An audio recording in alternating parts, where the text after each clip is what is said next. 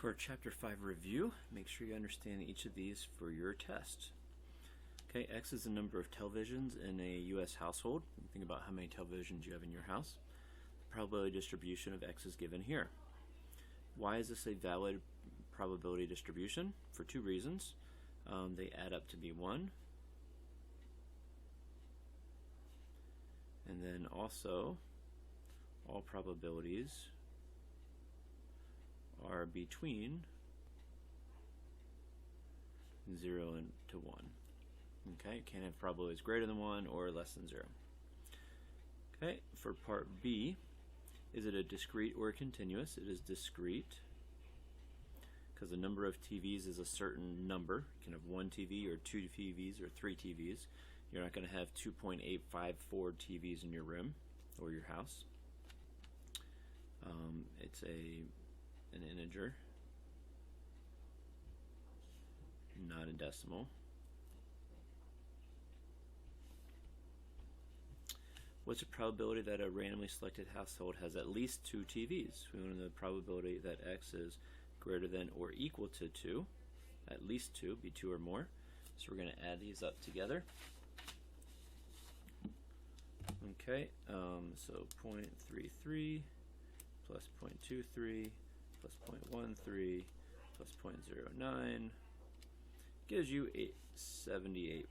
So 78% of the households have at least 2 TVs in them. Number 2, make a histogram out of this distribution.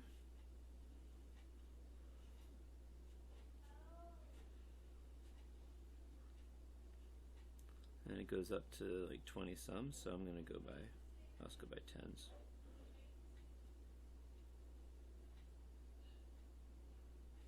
Okay, so 0 is 1%, 21% for 1 TV, 2 TVs is 33%, 3 TVs is 23%, 4 is 13, and 5 is 9. Okay, so we have that histogram there. Okay, for part B, it says calculate, interpret the expected value, okay, our mean. So to find the mean, can't use n times p because it's not binomial, okay, but to find the mean of x, remember how we take x times p, right, multiply them and add. So 0 times 0.01 plus 1 times 0.21 plus 2 times 0.33 plus 3 times 0.23 plus 4 times 0.13 plus 5 times 0.09, and that equaled, I'm going to pause it and work it out.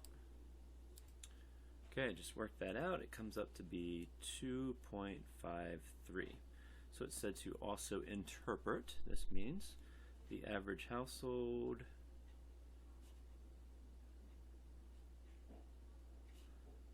has about 2.53 TVs. Okay. For part C, part is to calculate and interpret the standard deviation. Okay, so standard deviation was this big square root formula we had to use.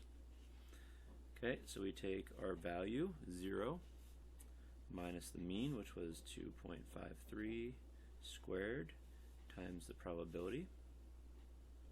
And we have to do that for all of them. Okay, so the next one was 1 TV minus the probability squared times 0.21 plus 2 TVs was 33%, 3 TVs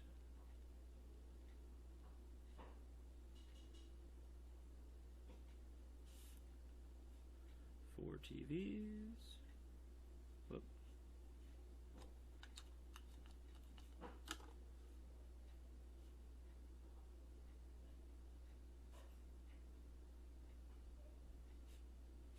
plus 5 TVs.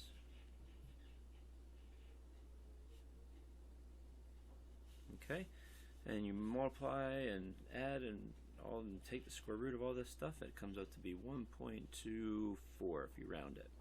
Okay, so interpret this. The average number of TVs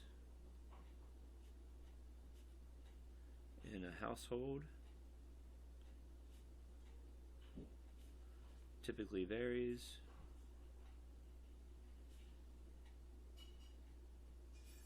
by 1.24 TVs from the mean of 2.53 TVs. Okay, so the standard deviation is how far on average it is away from the mean, right? Okay. Number 3, to test whether somebody has extrasensory perception, ESP, choose 4 cards. That means you can, like, you know the future, like you can predict things, okay? So you choose 4 cards, you got 4 cards at random, a star, a wave, a cross, or a circle, and you hide the cards and you ask them to identify the card without seeing it. Do this until a total of 20 times and see how many cards they correctly identify. X is the number of correct identifications. Assuming that the person does not have ESP, they have a 1 in 4 chance, right, just of guessing. Okay, so part A, why is it binomial? Okay, it's binomial because we know we have to use bins, right? Okay, it's either they are correct or they're not correct. Each time he picks each time they guess which card it is, it's 1 out of 4 times, right? So they're independent of each other. One time getting it correct or incorrect doesn't affect the next time. The number of trials is set. We're doing this 20 times. And the success probability, same probability. This has a probability each time of 1/4, right? 1/4 of the time you're going to guess correctly if you don't have ESP. Okay, so for part B, it says to find the mean. Now, since I know this is a binomial, I don't have to find the mean this way. I can just find it with n times p. So on average, how many would I expect, if they're just guessing, to get correct? I would take 20 and 1/4 of 20. I would expect them to get 5 questions right. Okay, so it's fine to interpret. On average, not on average, they will get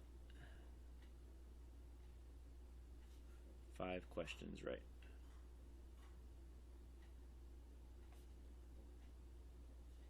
I guess they're not really questions, but they're guessed correctly 5 times. Okay, the standard deviation formula for if it's binomial is n times p times 1 minus p. So it's a square root of 20 times 1/4 times 1 minus 1/4, which is 3/4. And I'll put that in my calculator here. Square root of 20 times gives us standard deviation of 1.94. Okay, so the number correct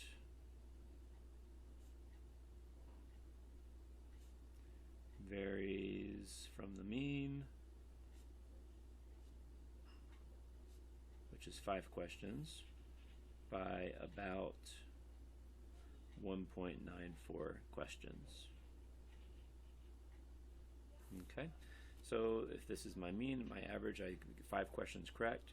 It could, an average distance, an average range would be plus or minus almost 2. So it wouldn't be too surprising within that. Okay. Number 4.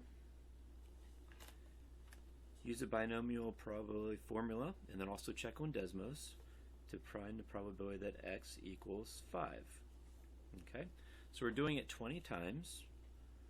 Okay, so we want to get 5 of them correct. So they have a probability of 1/4, okay, of getting them correct, 5 correct, and 3/4 incorrect, and that would be the 15 times, right? So 5 times getting them correct, 15 times getting them incorrect for our 20 total times that they're guessing, right? And how many different ways can this be arranged? We use this 20 choose 5. Okay, so we have to take that and multiply it out.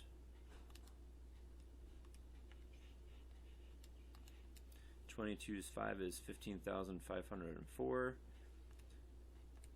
We take that number times 1/4 raised to the 5th times 3/4 raised to the 15th. So this would happen about 20% of the time. So, and that was the mean, right? The average. So about 20% of the time, if they're guessing, just randomly guessing the card, they're going to get about 20% of the time they'll get 5 of those 20 right.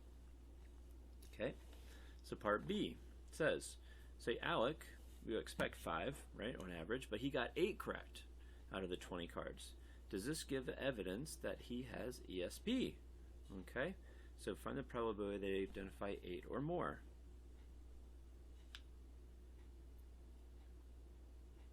Greater than or equal to 8. Okay, so this is where we're going to go to Desmos. I'll just kind of talk you through it instead of doing it there, I think. So on Desmos, remember this is a binomial distribution, so pull up the Functions tab, binomial distribution, and you got to put in your trials, which was 20, comma your probability, which is 1/4.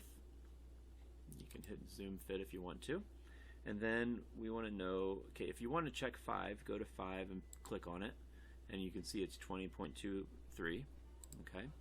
Now, if we want to find the cumulative 8 and more, we're going to hit cumulative, and starting at 8 minimum and maximum of 20, and that gives us about 10% of the time. Okay. So does this prove that he has ESP? I would say this is not 8 is not that likely.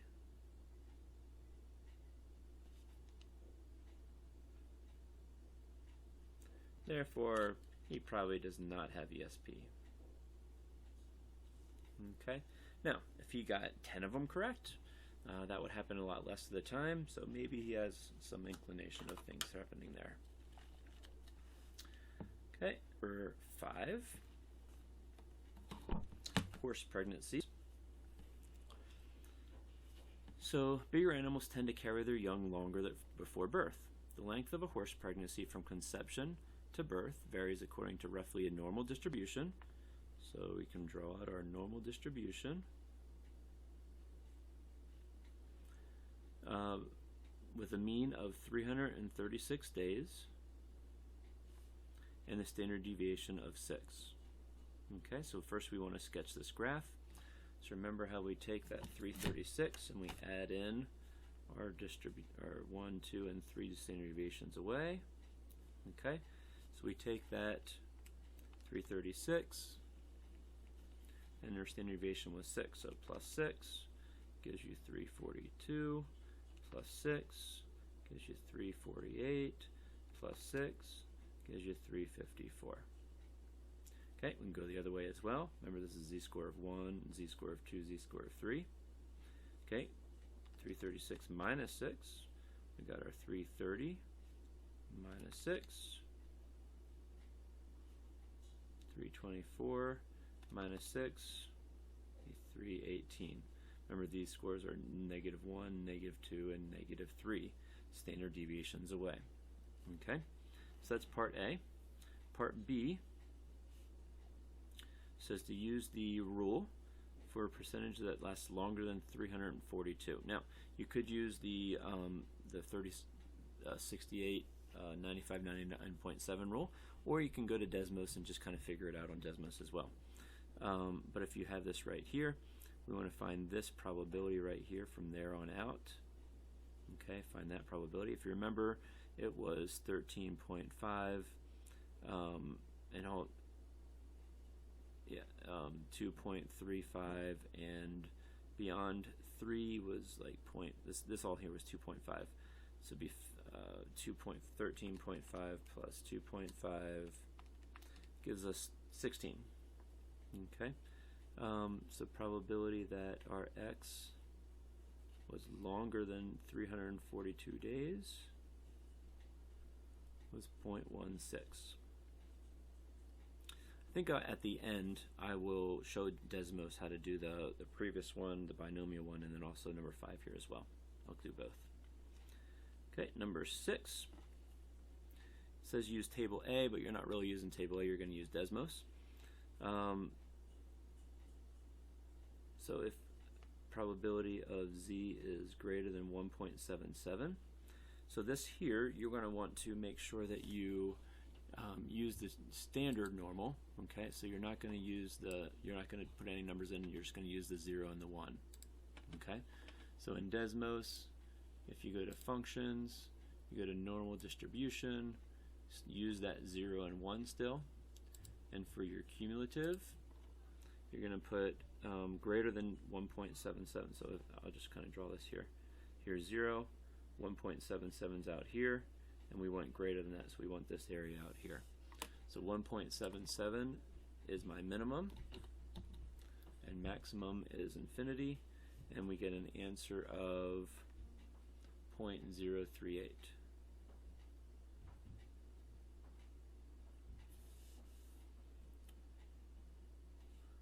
Okay, for part B, find the value of Z such that 35 are greater than Z. 35% are greater than Z. So we have Z and we want 35% greater than Z. Remember, if we're using Desmos, it only finds the area to the left, right? So if that's 35, that means this over here has to be 65. So we want to know Z. I can write this two different ways here. Greater than what number to equal 35? It's the same as Z less than what number to give you 65. And this is what we have to do on Desmos. Okay? So first you put in that normal distribution, and you put in the mean and standard deviation, which are just 0 and 1 because you're dealing with z-scores. 0, 1. Then you have to put that period, and then you have to put in the inverse, go under functions and inverse CDF, and type in the 0.65. Okay, it gives you a Z of 0.385. So this Z, right, 0.385 would be about right here, right, 0.385. So that area right there would give you 35% above. Okay, and the last problem, once again I'll show you all these on Desmos here at the end if you want to keep watching if you're not sure about that. Last one, ketchup. A fast food restaurant has just installed a new automatic ketchup dispenser for use in preparing its burgers. The amount of ketchup dispensed by the machine follows a normal distribution. So I'm going to draw it out here. It's always good to draw it with a mean of 1.05 and a standard deviation of 0.08. Okay, so if I draw it out real quick,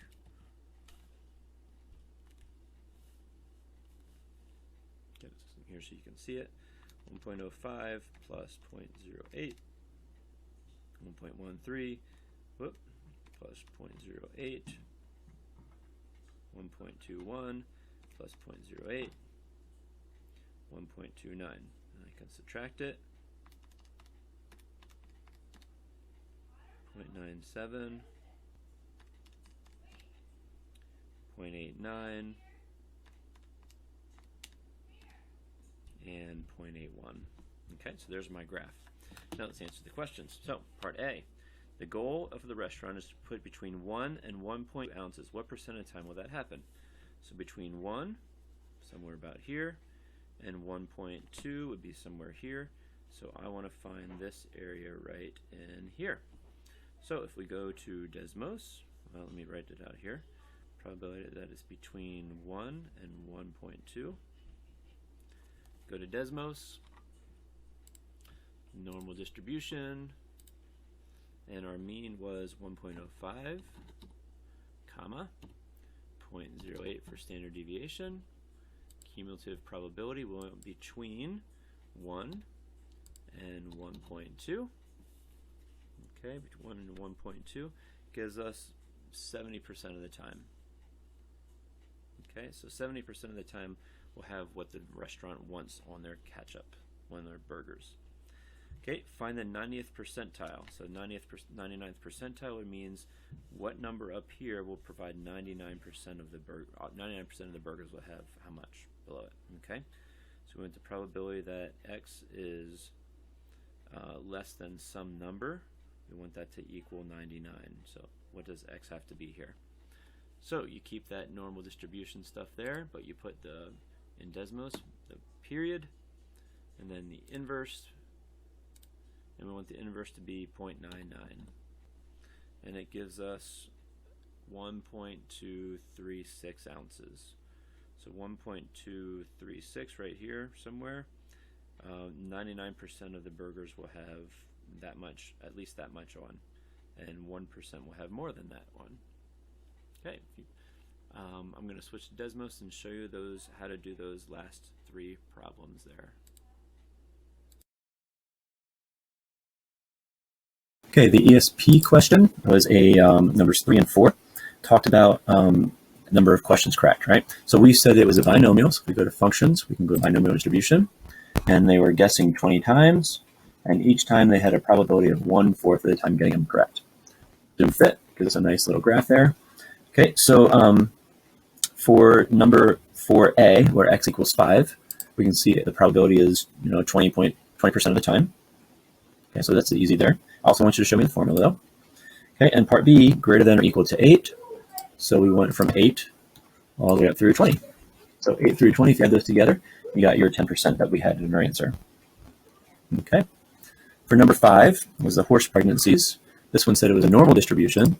So we're going to go to distribution and go to normal. And the mean was 336 days with a standard deviation of 6 days. Zoom fit. First graph here. So so use 342 days or more. So we went from 342 days or more, happens about almost 16% of the time. And we found that using the other rule as well. Number 6 for you guys, talked about z-scores. So remember with z-scores, it's still a normal distribution, but with z-scores, we're using 0 and 1, right? Okay. So for part A, greater than 1.77, so 1.77 through infinity. 1.77 through infinity, you can see that area there is almost 4%. Okay, for part B, we want the 65% below, right? So we're using this. And we put the decimal here. And then we want to do the inverse. And our inverse was, 65% below, right? So 0.65. So there is the z-score we should have. So if we really want to check our answers, go to normal distribution with 0, 1. You actually don't really need to even put those in there because it comes up with 0 and 1. But if we want to know from this z-score, 0.38532, from there to infinity gives us that 35% we're looking for, right? 35% above, 65% below. That's why we had to put 65 here, because we want 65% below, 35% above. Okay, so that's part B. And the very last question on your homework there was about the catch-up. It said it was a normal distribution with a mean of 1.05 ounces and a standard deviation of 0.08 ounces. Okay, there is your curve. Part A, between 1 and 1.2, so we went probability between 1 and 1.2, gives us that 70% that we had. And part B, the 99th percentile. Okay, so we're going to put that decimal and the inverse, and we want the 99%. Okay, and there's how many ounces it would be. Just to double check ourselves, if we want to double check ourselves. And we want to know